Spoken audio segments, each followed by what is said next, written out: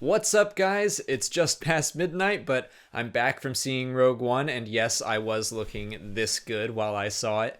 It's time to do a review. I mean, it's been a year in the making. We've been talking about Rogue One for a year since Episode 7 came out, and I'm so ready to talk about it with all you guys, but don't worry.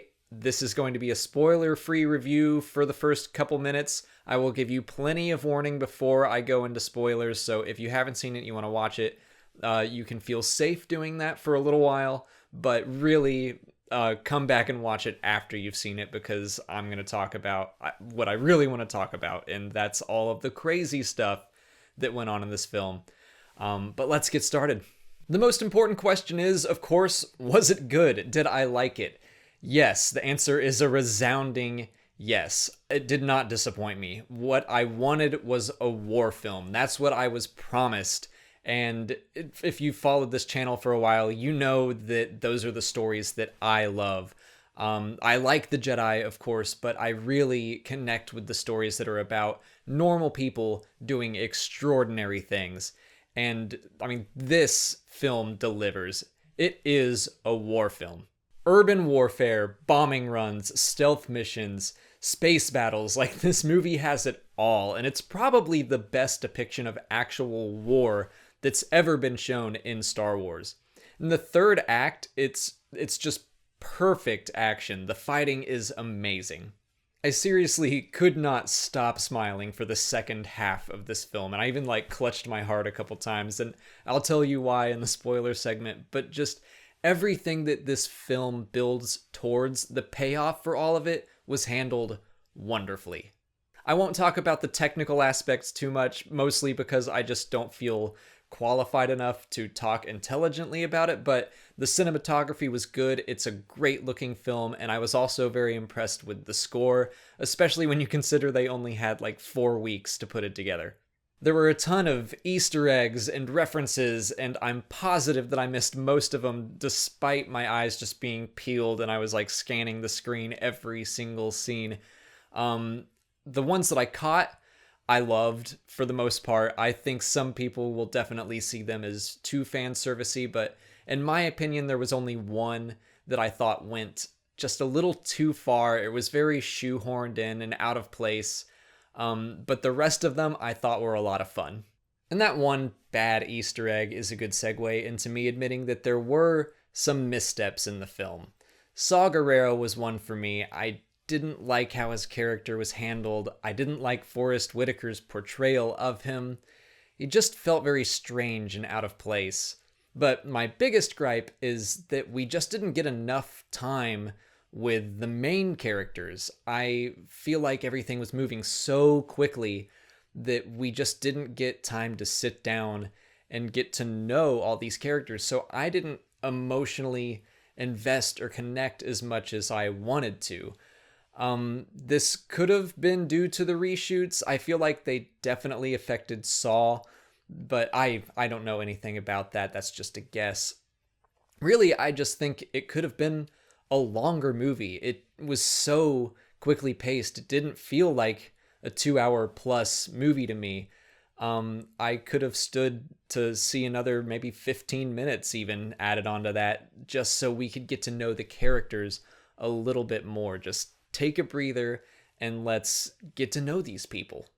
Really, I just need to see it again, because sometimes having this YouTube channel, I'm watching the movie for the first time and I'm trying to take everything in, and I kind of stress out, and I need to just go relax and enjoy the movie, not worry about finding Easter eggs or reviewing anything, just need to chill out.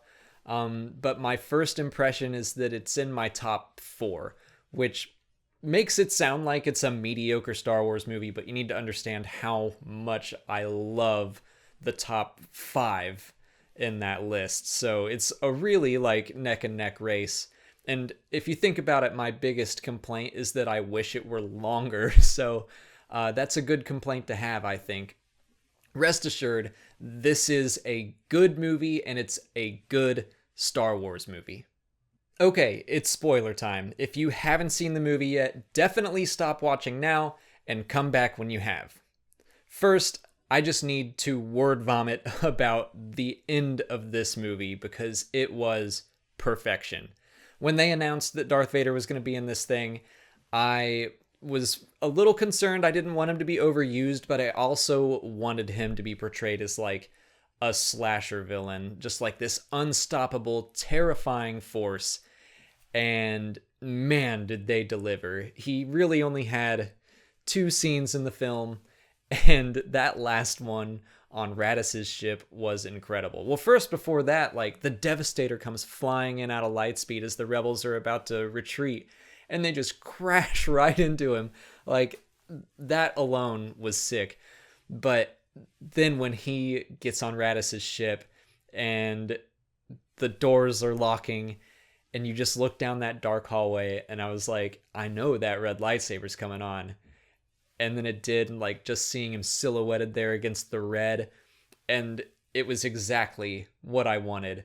He just goes marching down that hallway, deflecting shots with his hand and his lightsaber, throwing people around with the force, choking him, slamming him into the ceiling, and that one guy's just at the door like, open the door, please. That scene to me was the best scene in the film, but I could talk about Vader on and on. So like, let's go ahead and talk about his other scene.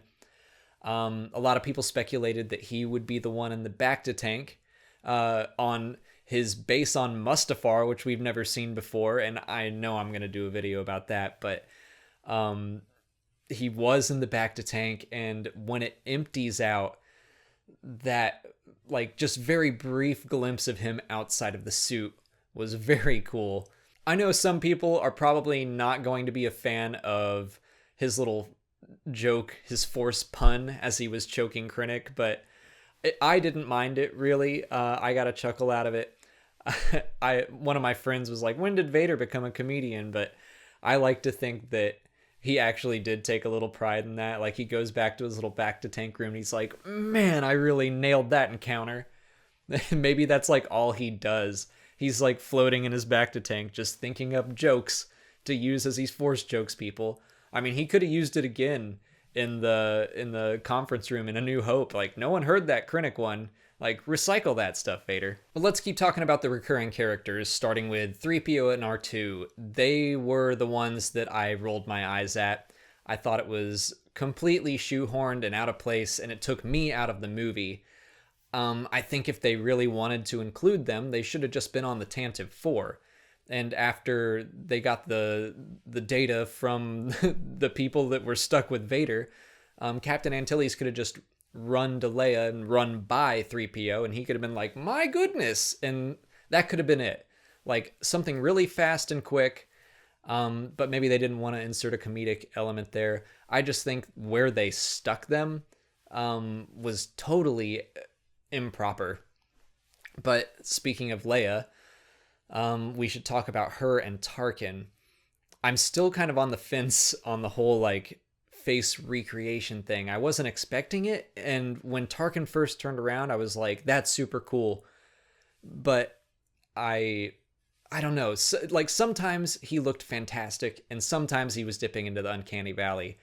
And I don't know if I would have preferred they just recast him, or if they do what they did. But like in the case of Leia, I wouldn't have wanted to see someone else's face. So like, I get what they were going for, and I don't dislike it. I just don't know how I feel about it yet, because I know it's not real. And I guess that kind of took me out of the movie as well. But a big surprise that's kind of along those same veins is the return of Red Leader and Gold Leader. That's what made me like clutch my heart.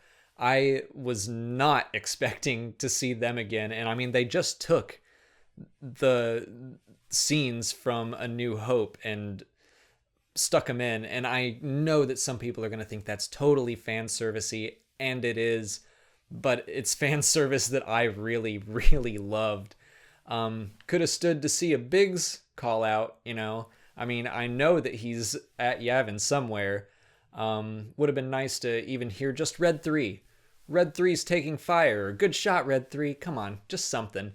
But what was fun was seeing Red 5 get killed opening up a spot for Luke in a couple days.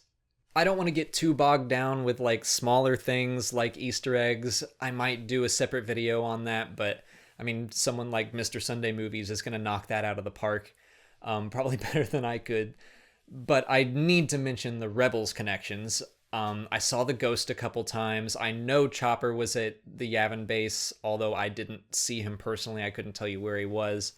And Hera got a call out over the intercom as General Syndulla, which is very interesting. What I would like to see now that maybe they're building towards is that the series finale of Rebels is the Battle of Scarif. I think that would be a great way to send off the show, a really big epic battle, and they wouldn't necessarily need to die or anything. I just think it would be a really awesome way to tie it from the show into the films. But let's get back to like the major parts of this movie and the main characters. Like I said, I liked them all. I just wish that we got more time with them, and I say that because they all die. And to that I say, boy, I hate being right all the time. Because I've been calling that all year long. But I just didn't feel the emotional punch like I wanted. I didn't feel connected with all these people because they were just thrust together so quickly. And they were just going from planet to planet so fast. And when they got picked off one by one, I just didn't feel like they got the time and the proper deaths that they deserved. The only people... I will say that I think Jyn and Cassian got a proper death scene, and it was a wonderful death scene. K2, I think, got a great like last stand moment. And I really like the way that Krennic went out. I love that he was killed by the Death Star. And I love not only that, but like it looked like the beam itself hit him. That all played out very well. I'm more talking about Chirrut, Baze, Bodhi, and Galen. Their deaths just happened so quickly. I mean, Galen got his own, but it was still sudden.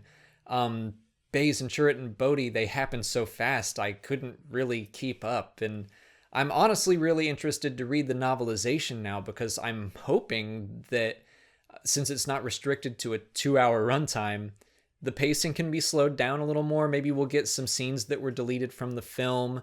We'll get a little more character development. So I'm actually... This is probably the novelization I'm most excited to read since like Revenge of the Sith. Okay, now it's like getting really late and I need to wrap this up, but before I go, I need to mention General Merrick. Whenever that action figure is released, I'm getting it, and he is taking his place by Biggs' side as yet another badass mustached X-Wing pilot, because he's basically the blonde Biggs. He's a general, and he's awesome, and I love him.